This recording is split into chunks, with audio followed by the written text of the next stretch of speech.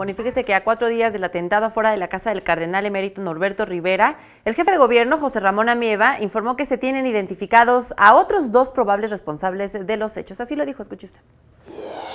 Podríamos decir que ya sabemos a lo que se dedican y sabemos los sitios de ubicación y dónde podrían estar, y pues vamos por estas personas. Son de una banda, al parecer es una banda que ya en su momento fue desarticulada hace algún tiempo y que se reagruparon y que continuaron delinquiendo. El secretario de Seguridad Pública de la Ciudad de México, Raimundo Collins, señaló que el nuevo sistema penal acusatorio tiene como prioridad la defensa de los acusados y deja en segundo término a las víctimas, por lo que llamó al Congreso capitalino a modificar las leyes para ayudar a la policía a cumplir con su trabajo.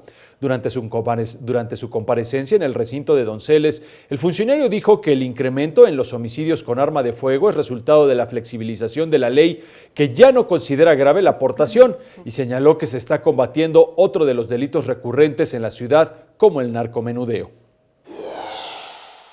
Le quiero decir que el que suban los homicidios está relacionado a la permisividad de las armas y a la mente criminal. No es una cuestión netamente de la policía. El narcomenudeo nunca se había dado la cantidad de detenidos que nosotros tenemos en los últimos 3 meses. Llevamos 2.211 detenidos por narcomenudeo, pero esa no es noticia. La noticia es, se está incrementando.